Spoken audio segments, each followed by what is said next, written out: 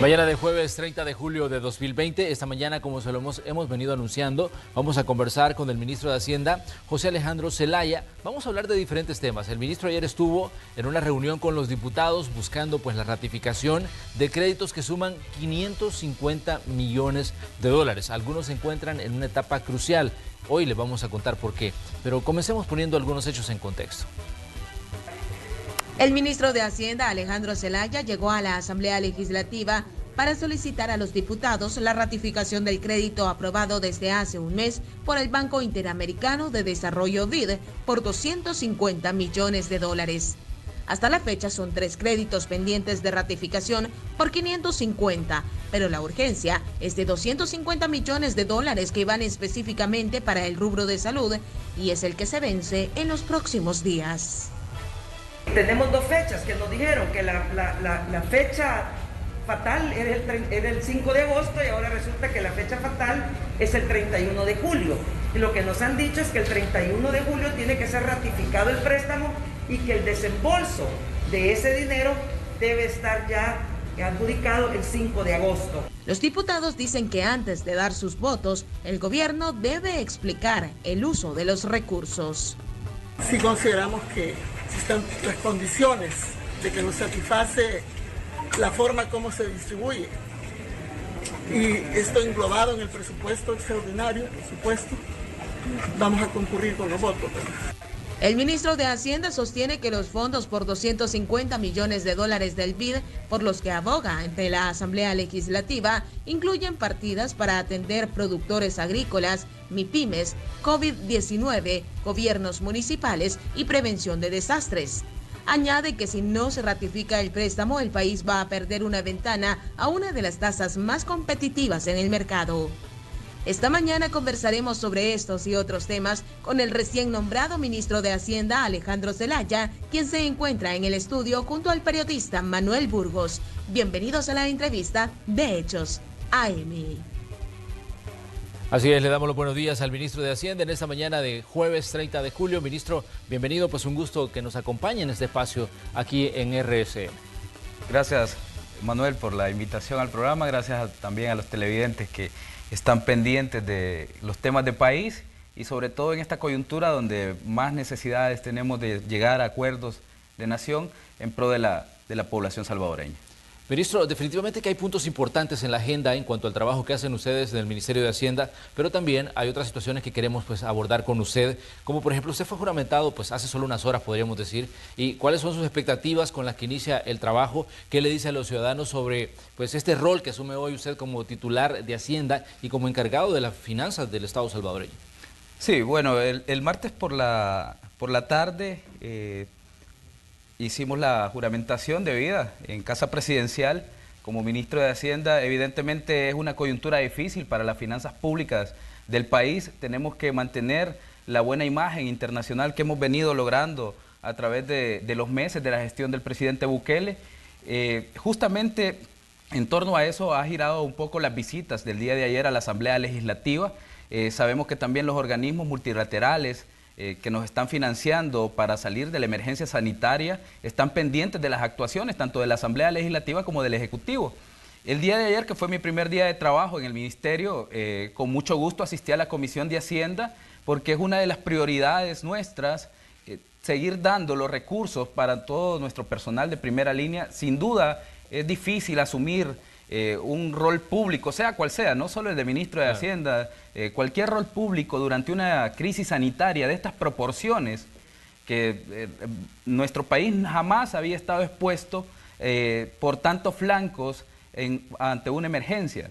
Siempre hemos tenido emergencias, Manuel, del tipo de un terremoto, pero que el terremoto dura 1 minuto, por ejemplo. Sí. Y probablemente recibas cooperación internacional para paliar los efectos del terremoto de otros países que no han sufrido este tipo de desastre en ese mismo momento. Claro. ¿Cuál es el contexto de la crisis mundial por COVID-19? Hace que todos los países se mantengan en emergencia. Entonces, esto restringe el acceso a recursos de cooperación, el acceso a recursos de financiamiento, lo cual hace más difícil tener las herramientas para poder paliar los efectos de la crisis. Ministro, ayer usted iba pues a un terreno un tanto hostil porque desde ahí han venido una serie de cuestionamientos, precisamente su nombramiento. De hecho, pues Rodolfo Parker daba una declaración y decía, el país no se merece cómo se pone a una persona con semejantes cuestionamientos a cuidar el pisto de la gente.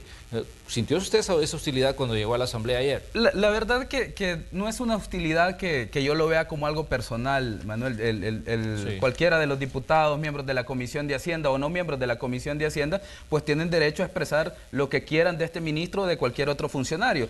Yo creo que todo se debe hacer en el marco del respeto. En ese mismo marco, con ninguno de los diputados le he faltado el respeto de manera directa. Si alguien lo quiere seguir haciendo, este funcionario se va a dedicar siempre a trabajar en mantener el equilibrio de las finanzas públicas como lo mandata la Constitución, a mantener las estrategias que veníamos implementando como viceministro de Ingresos para recuperar los montos evadidos durante mucho tiempo en el país, y no nos vamos a meter a ese juego del, digamos, político, de tensar un poco la relación entre el Ejecutivo y el Legislativo. No es esa la intención.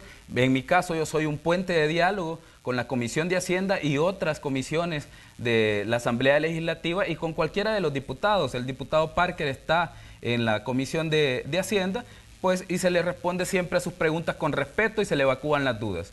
Y fuera de ello, cualquier otra persona puede tener una opinión sobre mí o no tenerla, ¿verdad? Es su derecho y es la libertad que nos da este país, ¿verdad?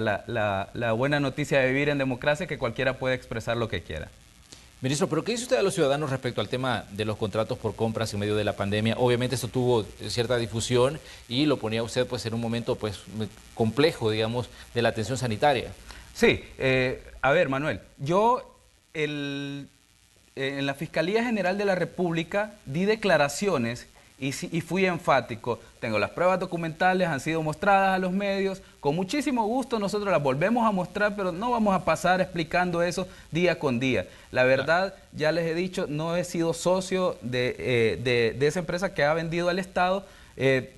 Así que yo no tengo de verdad nada que presentarle a cualquier comentario que se presten. De hecho, las demandas que han ido a poner varios partidos pequeños que están en campaña electoral y tratan de con eso salir a relucir un poco, ha sido también resuelta como improcedente en el Tribunal de Ética Gubernamental. Entonces no tienen ningún caso seguir platicando o conversando sobre el tema. Si ellos quieren llamar los focos de atención para atacar al gobierno, tratar de debilitar la imagen del gobierno o para usar de pretexto para no votar por los fondos que necesitan los salvadoreños, que sigan utilizando cualquier pretexto. Y estamos claros que quien no quiere votar va a utilizar cualquier situación que puede generar alguna controversia para decir no voy a votar. Lo cierto es que hoy por hoy la Asamblea Legislativa tiene en sus manos una decisión sumamente difícil, que está en los ojos de los organismos multilaterales y sobre todo que está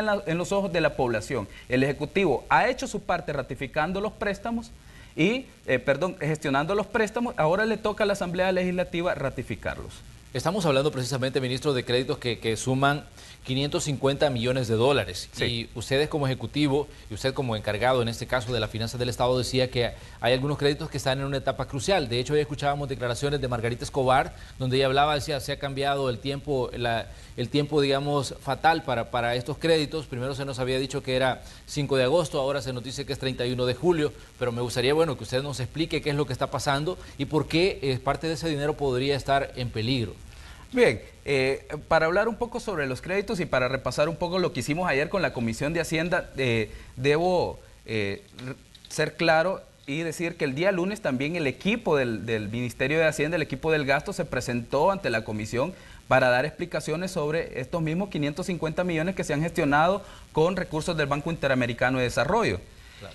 El día lunes se explicaron cuáles eran los destinos indicativos de estos 550 millones, no obstante, nosotros buscamos también una plática nuevamente el día de ayer miércoles en la Comisión de Hacienda y también buscamos los canales adecuados para tratar de lograr una votación en el Pleno de la Asamblea Legislativa. Lastimosamente no se pudo, pero creo que hay una ventana de diálogo abierta que es dejar abierta la sesión de la Comisión de Hacienda y también dejar abierta la sesión plenaria. Nosotros confiamos en la buena voluntad de los diputados para que puedan ser ratificados en estas 2 sesiones que han quedado abiertas estos créditos.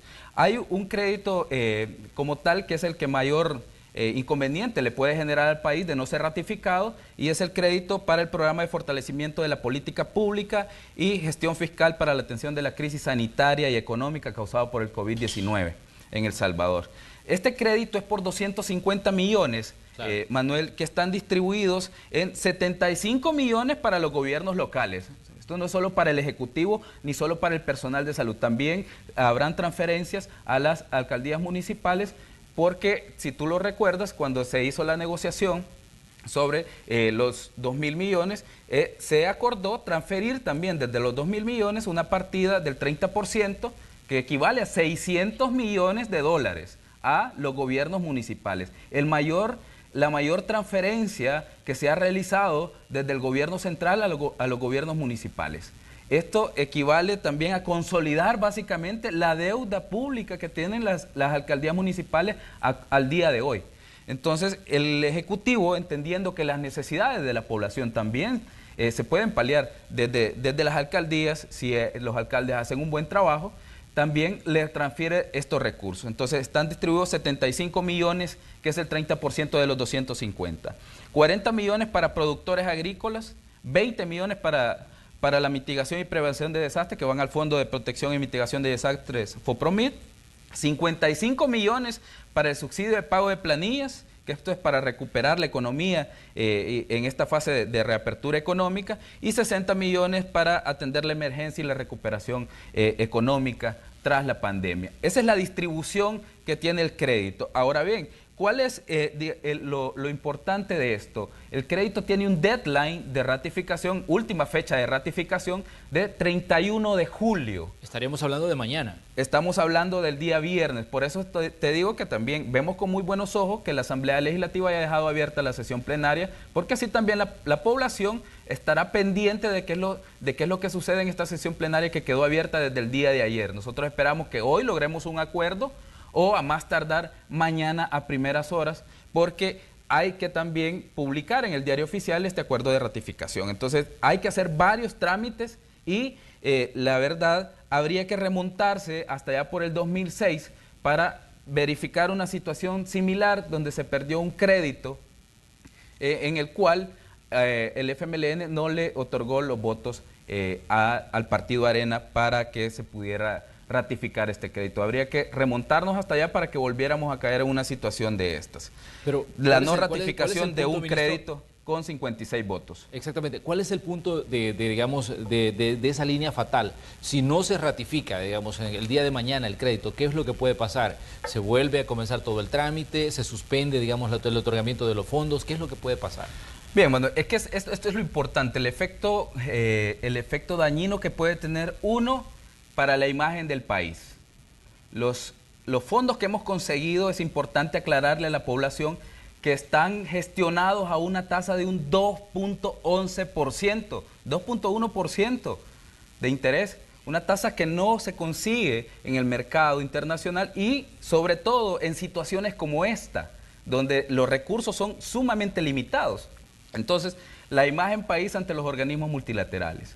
Vamos a perder los fondos porque con seguridad el BID va a poner a disposición estos 250 millones más los otros 250, más los otros 50 que están gestionados y pendientes de ratificar para que cualquier otro país los tome. Y con las necesidades de fondos que existen en cada uno de los países, sin duda alguno va a correr a tomar esos fondos porque le surgen. Entonces, nosotros corremos el riesgo de perder los fondos de la imagen internacional y en un tercer efecto, digamos, colateral, esta situación sería bastante similar a la que se vivió allá por el 2017, donde se cayó en default crediticio o en una situación de impagos. Entonces, hay que ser muy claros en la población, estamos exponiendo, o la Asamblea Legislativa tiene en sus manos la decisión de exponer o no exponer al país a una situación similar a la que ya se ha dado en años anteriores, impagos.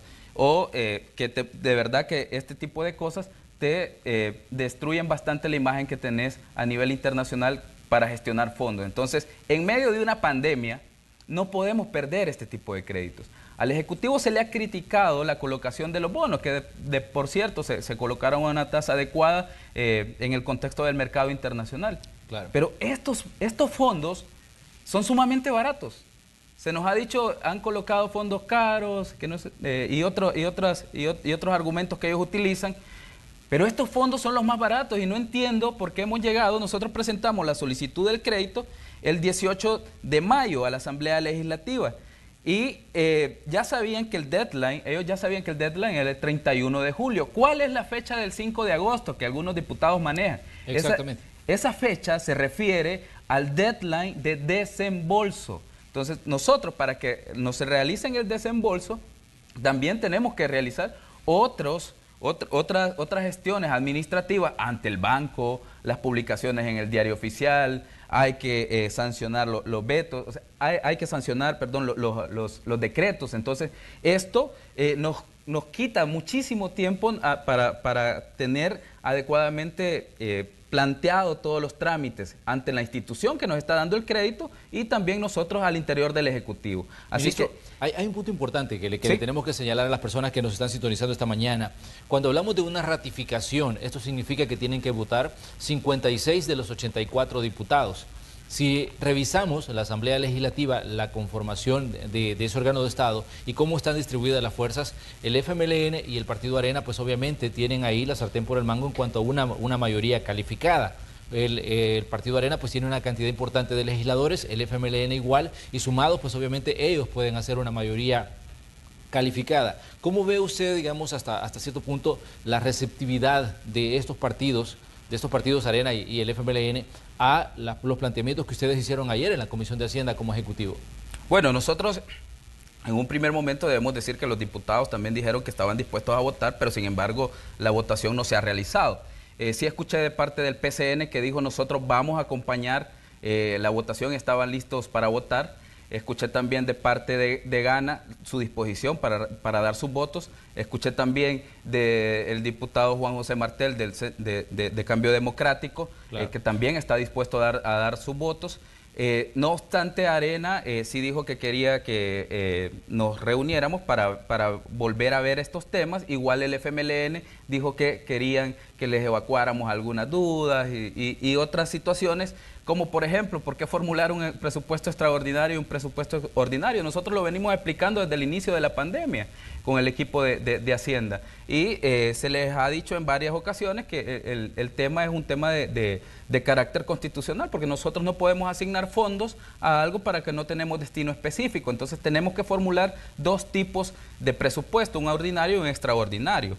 Así que este tipo de situaciones es lo que nosotros hemos encontrado hasta el momento. El diputado Parker pues no sentó posición sobre su voto, ¿verdad? Pero entendemos que quizás no esté con la disposición necesaria para ratificar los créditos. Ahora, nosotros seguimos confiando en la buena voluntad y vamos a seguir reuniéndonos con los diputados de la Asamblea Legislativa durante hoy, en la mañana, mañana, si es necesario, a la hora que sea necesario. El equipo del Ministerio de Hacienda va a estar disponible para que sigamos conversando sobre qué es lo que necesitan para ratificar estos créditos, porque a nosotros sí nos interesa que nuestro personal de primera línea, nuestro personal que está trabajando en el programa de emergencia sanitaria, tenga los recursos necesarios para seguir llevándole a la población lo que necesitan para salir de la pandemia. Pero se deja abierta la comunicación con la Asamblea Legislativa, se deja abierta también pues la sesión plenaria y la reunión de la Comisión de Hacienda. ¿Qué tan factible es que esto se dé, digamos, en el transcurso de las próximas horas? ¿Ve usted que hay, digamos, disponibilidad, por lo menos de algunas de las fracciones, de convocar, digamos, a una nueva plenaria, a la continuidad de la plenaria que se dejó abierta para proceder a la ratificación? Sí, el diputado presidente dijo en la sesión del día de ayer que quedaban a disposición. La misma Comisión de Hacienda quedó abierta la sesión. También el diputado Guadalupe Vázquez dejó abierta la sesión como una deferencia para que el diálogo se continúe. Nosotros vamos a continuar esta mañana haciendo algunas gestiones con ellos. Creemos que existe la voluntad. No entendemos todavía por qué no se lograron los votos el día de ayer, pero no obstante ello vamos a seguir insistiendo en el diálogo para que el pueblo salvadoreño también pueda seguir, como te decía Manuel, Sí. Teniendo un auxilio durante esta crisis que a tanto nos ha afectado, no solo a nosotros, sino a nivel mundial. La situación es muy dura para todos los países y sobre todo las autoridades que tienen a su cargo el tema sanitario necesitan las herramientas. Algunos pues, diputados decían, miren, es que hay una duplicidad de gastos y decían, queremos explicaciones que nos dé el Ejecutivo sobre el tema de estos créditos, porque obviamente decían, tenemos que dejar claro hacia dónde se van a dirigir los fondos. ¿Cómo ve usted este planteamiento, por ejemplo? A ver, Manuel, en este tema de la duplicidad del gasto, nosotros lo hemos abordado en varias ocasiones con ellos y les hemos dicho, o sea, los destinos que nosotros programamos en las ratificaciones de los préstamos son destinos indicativos.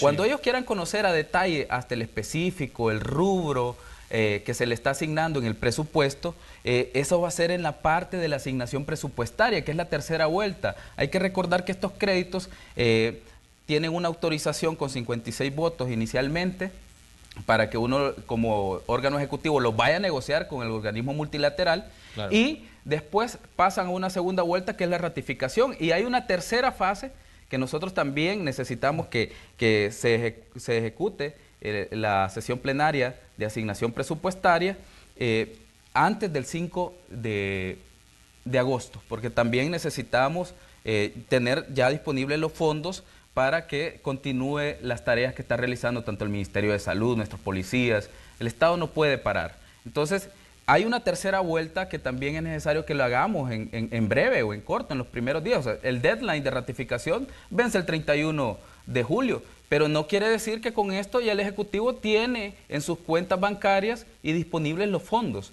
Hay que volver a ir a la Asamblea para una asignación presupuestaria y ahí es donde se conoce el detalle con cada específico y cada rubro. No hay duplicidad del gasto, no hay una duplicidad en las erogaciones que vamos a realizar. Todo está debidamente distribuido. Lo que pasa es que en esta fase se conocen las líneas macro y los diputados lo saben porque ellos han estado durante muchos años, durante mucho tiempo ratificando este tipo de préstamos. Así que nosotros esperamos que la buena voluntad de la Asamblea Legislativa se manifieste entre hoy y mañana para que tengamos los votos necesarios para la ratificación de los créditos. ¿Qué cantidad de fondos están pendientes de ratificación? Ya hablábamos de créditos por 550 millones, pero si hablamos del global, ministro, ¿qué cantidad de fondos están ustedes esperando que la Asamblea pues dé su voto y diga, bueno, lo ratificamos, lo aprobamos para que el Ejecutivo lo disponga de esos fondos? Sí, de hecho nosotros hemos, hay que recordar que la Asamblea Legislativa aprobó un primer decreto, el decreto 608 para 2.000 millones para la atención de la emergencia sanitaria. Claro. Y luego se ratificaron 1.000 millones para la recuperación económica y paliar los efectos de la crisis económica, porque nuestra crisis tiene dos aristas, la económica y la de salud, ¿no? Entonces, sí, el primero atiende el tema de salud y el segundo atiende la recuperación económica propiamente dicha. Entonces, nosotros todavía estamos esperando con fechas fatales la aprobación por 550 millones del BID, que son estos dos créditos, de estos tres créditos de los que te estaba hablando. Y además de eso, hemos estado gestionando algunos créditos también con el BESI, con el Fondo Monetario Internacional, hemos estado haciendo algunas gestiones, también estamos haciendo gestiones con el Banco Mundial, y es necesario que tengamos también estas aprobaciones en el tiempo debido. Hay fondos que están en la Asamblea Legislativa pendientes, sí, de ratificación desde hace ya un buen rato. Nosotros tenemos, si no mal recuerdo, por el orden de los 935 que se están gestionando en la Asamblea Legislativa. Así que esperamos que la buena voluntad de los diputados la tengamos entre hoy y mañana y podamos obtener la ratificación, de estos tres créditos que son los que más nos surgen, por 550 millones y que son financiados con el Banco Interamericano de Desarrollo. Ministro, hay una situación que es técnica cuando se habla de los créditos, pero hay también otra situación que es política. Digamos, ¿cuál considera usted que está pesando más a la hora de definir estos fondos en la Asamblea Legislativa? Obviamente la Asamblea sabemos que es un órgano netamente político, pero también pues ahí se discuten temas que son de carácter técnico. Claro, bueno, hay que recordar, Manuel, que todos los que hacemos política pública, todos los funcionarios públicos, de una u otra forma, tenemos un ingrediente político, ¿no? Hay programas de gobierno que se van a financiar con estos créditos y algunos diputados están a lo mejor pensando en otro tipo de réditos, ¿verdad? Hay también algunas cosas que se están casi pidiendo que les traslademos a las alcaldías. Sabemos que también hay un contexto de campaña electoral que está muy próximo. Nosotros esperamos que esto no vaya a entorpecer las gestiones que estamos realizando en la Asamblea Legislativa y tratamos de que desde el Ministerio de Hacienda los planteamientos sean eminentemente técnicos. No obstante, es importante el diálogo político que podemos tener con cualquiera de los diputados. Hay que escucharlos, hay que hablar, hay que ver cuáles son sus prioridades del gasto, hay que ver cuáles son algunas cosas que ellos quieren proponernos a nivel de ingresos, ¿verdad?, del fisco, pero siempre que vamos a la Asamblea Legislativa es inevitable que haya un componente político, ¿verdad?, a la hora de hablar con ellos. Nosotros tratamos de que ese componente político sea el que menos gestione o el que menos esté cargada la plática o la negociación o también el diálogo que nosotros tengamos con los diputados. Pero no obstante no podemos olvidar que ellos son actores políticos y que van a reelección y que tienen votantes y todo esto. Tratamos de que este componente sea el que menos esté en el marco de la conversación, como te decía, pero es imposible que los diputados también se despojen de su coraza, pues al final son electos sus colores partidarios. Son electos por el pueblo, sí, sus colores partidarios o lo que ellos creen, ¿verdad?, políticamente. Así que nosotros tampoco les pedimos que se desnaturalicen de su condición de políticos que son electos por el pueblo. No estamos pidiendo que eso pase, sí estamos pidiendo que todas las decisiones que se vayan a tomar en el seno de la Asamblea Legislativa sean bajo una lógica técnica y pensando sobre todo en el beneficio de la población. Muy bien, ministro. Vamos a hacer un pequeño espacio para comerciales. Ya regresamos con más. Le recordamos a usted que la Presidencia de la República anunciaba anoche la activación de la economía para el 20 de agosto, la segunda fase. Vamos a hablar un poquito de eso también, porque recordemos que el ministro es parte del Gabinete Económico. Regresamos enseguida.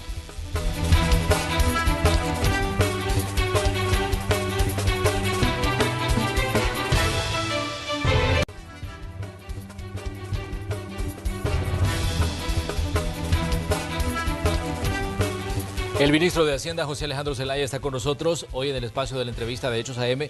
Como les decíamos, la Presidencia de la República anunció anoche y presentaba el decreto 32 con el que se dan las nuevas fechas de la activación de la economía. 20 de agosto decía la fase 2 y ahí iba desglosando hasta, digamos, allá por octubre la fase 5. Ministro, ¿qué, digamos, comentario puede hacernos ustedes respecto a estos anuncios que se han hecho de la activación de la economía? Sabemos que esto pasa por una serie de evaluaciones. Me imagino que usted, como parte del Gabinete Económico, estuvo en esas evaluaciones del proceso de activación.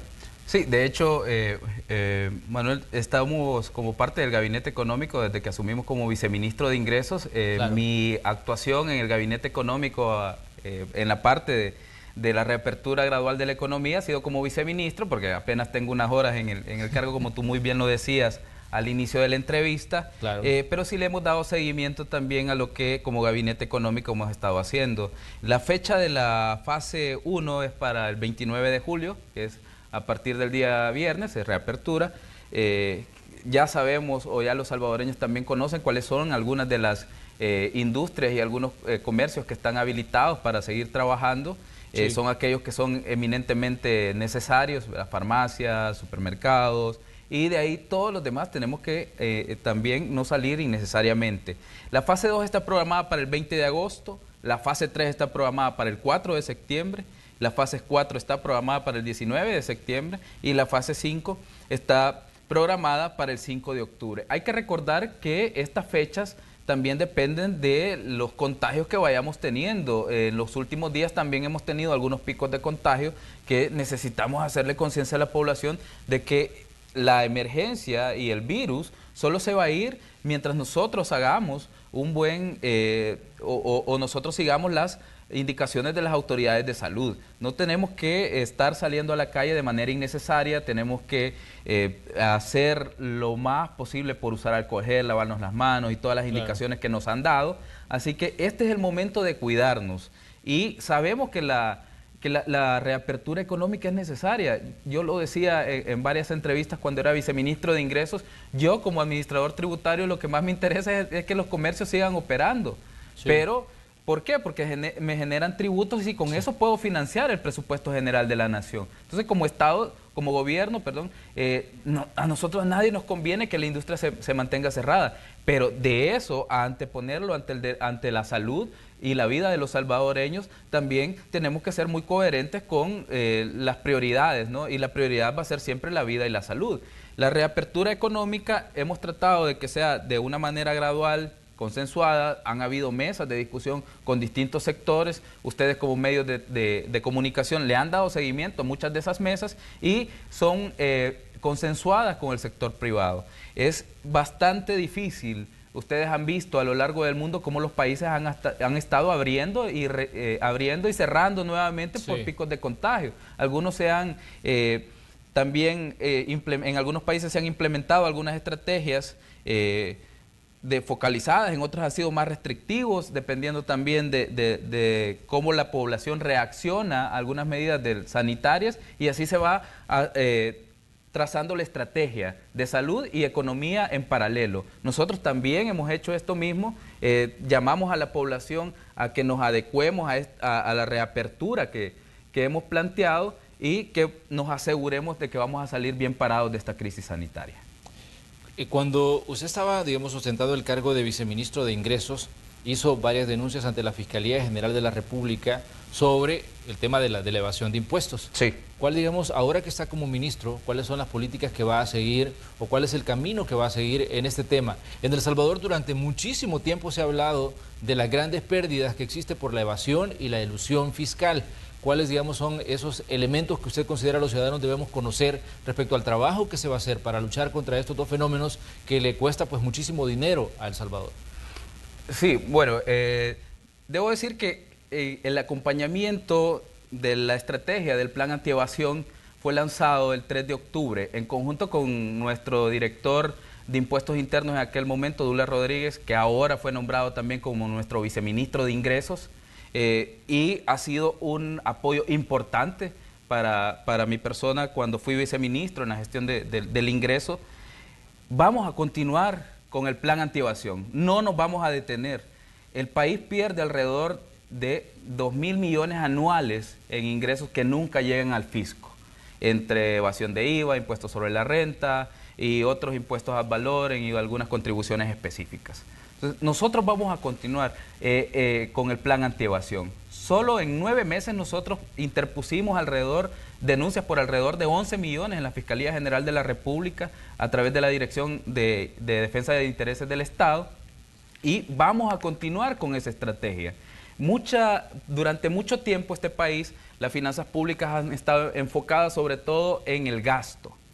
Pero hay que recordar que también hay una gestión del ingreso, que es algo que jamás se había hecho en el país. Nosotros hemos golpeado a muchísimas estructuras de evasión fiscal y las vamos a seguir golpeando. También hemos lanzado en conjunto con otros ministerios que tienen interrelación con este tema, el plan anticontrabando a través de nuestra Dirección General de Aduana.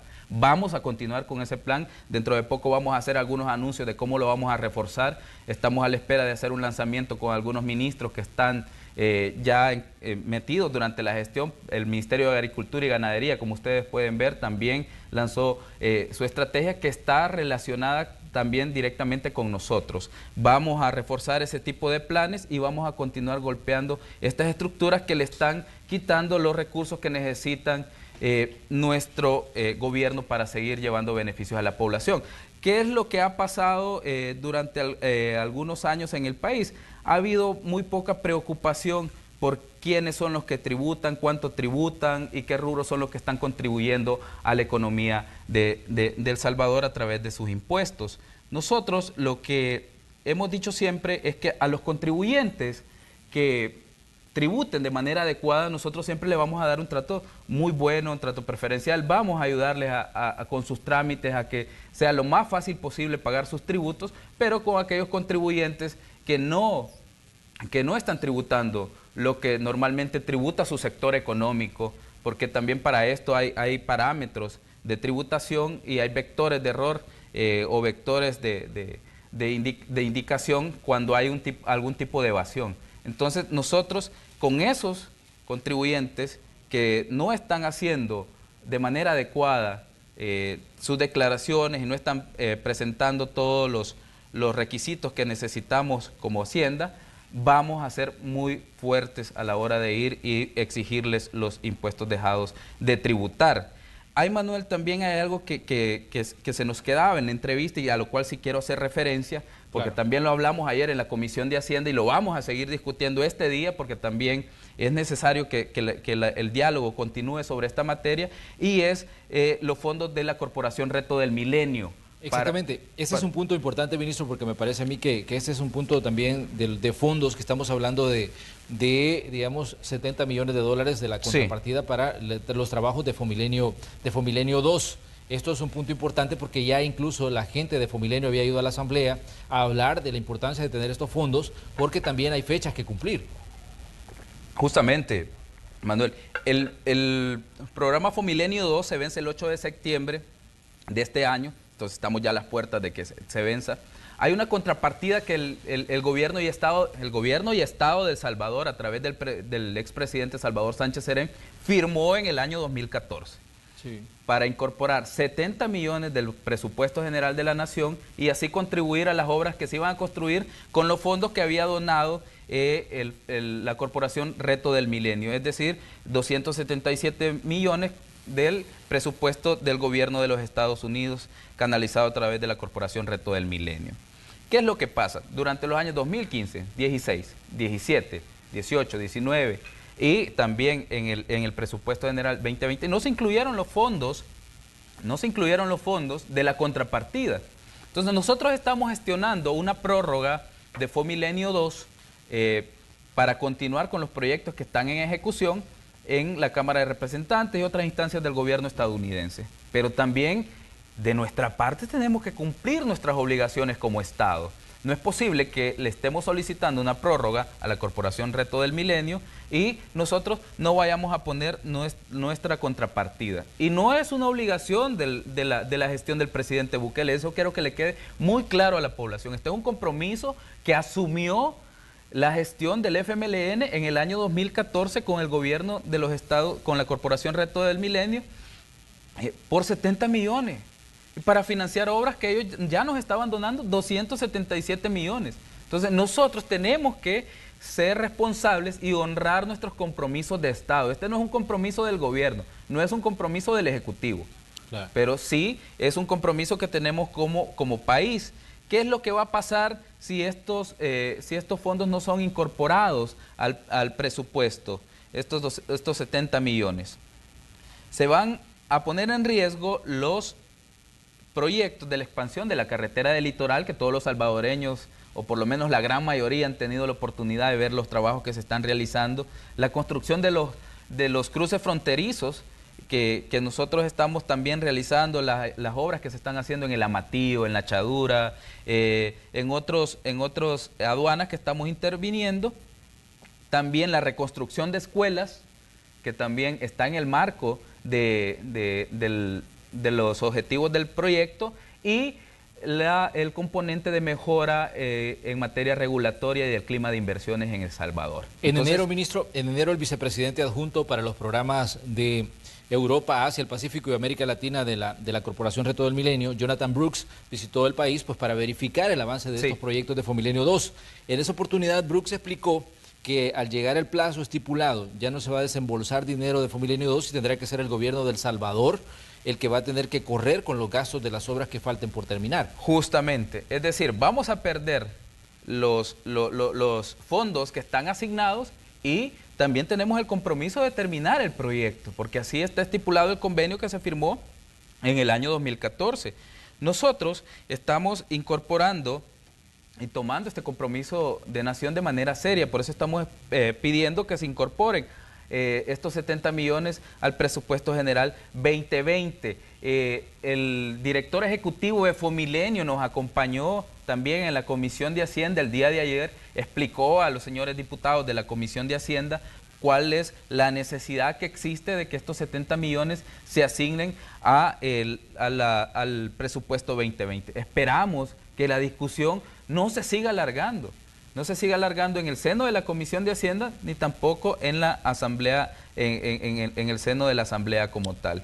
Así que, ¿cómo se ha configurado para destinar los fondos? Estos fondos están ya incluidos en los 550 millones del BID, ¿verdad? Porque los fondos que se gestionaron en los 2.000 millones, hay que recordar que podían ser usados también para necesidades por pérdida de ingresos. Entonces, de algún lado teníamos que pagar los 70 millones. Evidentemente iba a ser de los ingresos tributarios que tuviéramos en el año, pero los ingresos tributarios nosotros hemos proyectado obtener una pérdida de 920 millones al final del año. Ya estamos, a esta fecha, estamos con una pérdida de 635 millones a esta fecha, hasta el día de ayer, 28, hasta el día de ayer. Habíamos cerrado con una pérdida de 635 millones y proyectamos una pérdida de 920. ¿Qué es lo que pasa cuando perdés ingresos? Tenés que ir a buscar fuentes de financiamiento claro, con organismos multilaterales o colocación de bonos. Entonces necesitamos de ahí para reorientar y poder cumplir nuestro compromiso como Estado salvadoreño. Pero, ministro, ¿cuál es su lectura, por ejemplo, de la percepción que tiene en este momento, digamos, la comunidad internacional sobre El Salvador? Obviamente queremos la lectura de Alejandro Zelaya, quien ahora pues, es el ministro de Hacienda, sobre, digamos, la percepción que tienen los organismos multilaterales, la percepción que tienen las calificadoras de riesgo sobre El Salvador y, digamos, su búsqueda de fondos. Sí, de hecho nosotros tenemos muy buena imagen internacional. Las calificadoras nos han mantenido las calificaciones de riesgo cuando muchos de los países han retrocedido por los efectos económicos que va a tener la pandemia. De hecho, me acaban de comunicar, Manuel, y lo digo en primicia, que el BID también ha aprobado, el directorio del BID aprobó el acceso al crédito empresarial y de vivienda y el primer programa de acceso al microcrédito para la recuperación de la micro, pequeña y mediana empresa por 200 millones de dólares. Estos fondos también son a condiciones bastante inmejorables en lo que es el mercado financiero actual. Como te decía, los créditos del BID hay uno por 3.26%, la tasa de interés, los otros dos son de 2.11%, condiciones que no vamos a encontrar en el mercado. Así que es necesario que nosotros tomemos estos fondos de este tipo de organismos para que pues las finanzas públicas se mantengan sanas. Hay que mantener esa imagen. Los organismos internacionales ven que el presidente Bukele sigue trabajando, sigue luchando por sacar lo mejor posible al país de la pandemia. Ahora necesitamos la anuencia de los diputados para acompañar este tipo de gestiones y que sigamos manteniendo nuestros niveles de calificación en el marco internacional. Durante muchísimo tiempo los mismos organismos financieros internacionales han dicho que uno de los problemas de El Salvador es la falta de acuerdos políticos.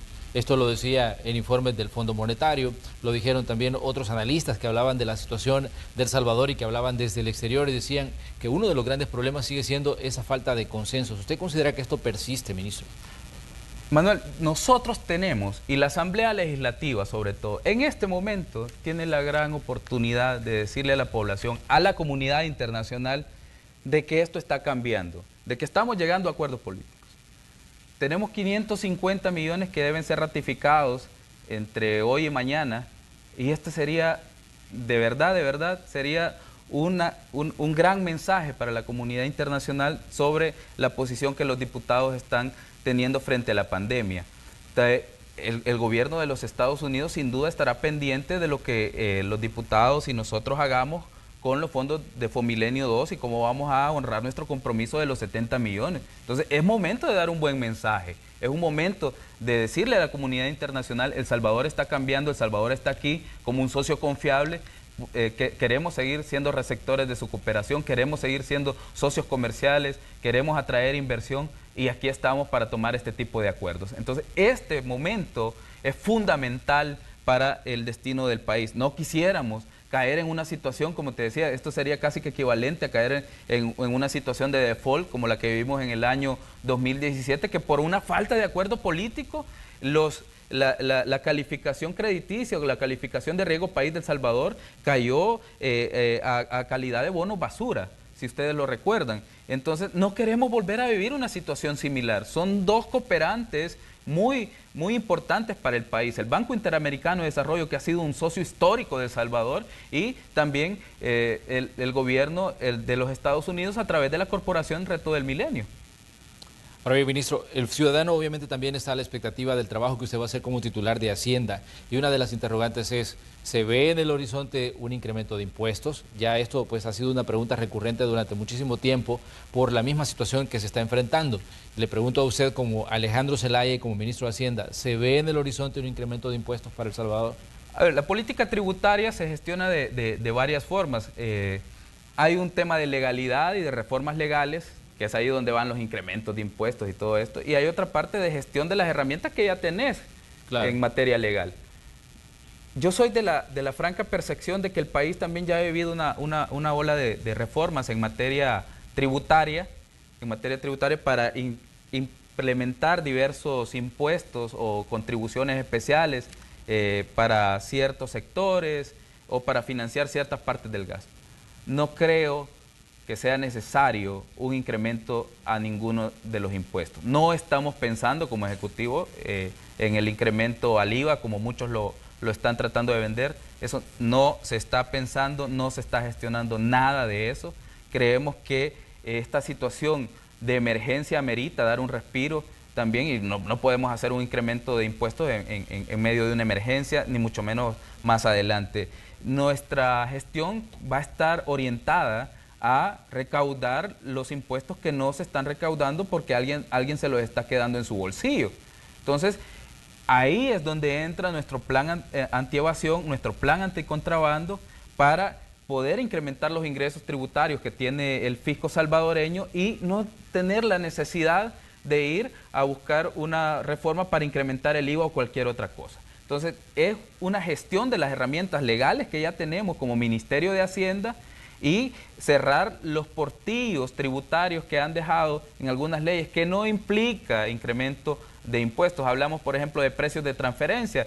Todo el capítulo de precios de transferencia del Código Tributario fue declarado inconstitucional hace algunos años. Entonces, nosotros vamos a retomar este tipo de estrategias. Vamos a también entrar con factura electrónica, algo que nos va a mejorar la recaudación tributaria. Y no vamos a tener necesidad de estar hablando de incremento en los impuestos. Ministro, le queremos agradecer que nos haya visitado esta mañana. Sabemos que son momentos pues un poco cruciales para El Salvador con el tema de lo que está pasando en la Asamblea Legislativa. Me imagino que usted pues, va a tener comunicación con los diputados y con los partidos políticos en general para hablar de esta ratificación, de que se está a la expectativa que podría darse y podría darse en las próximas horas.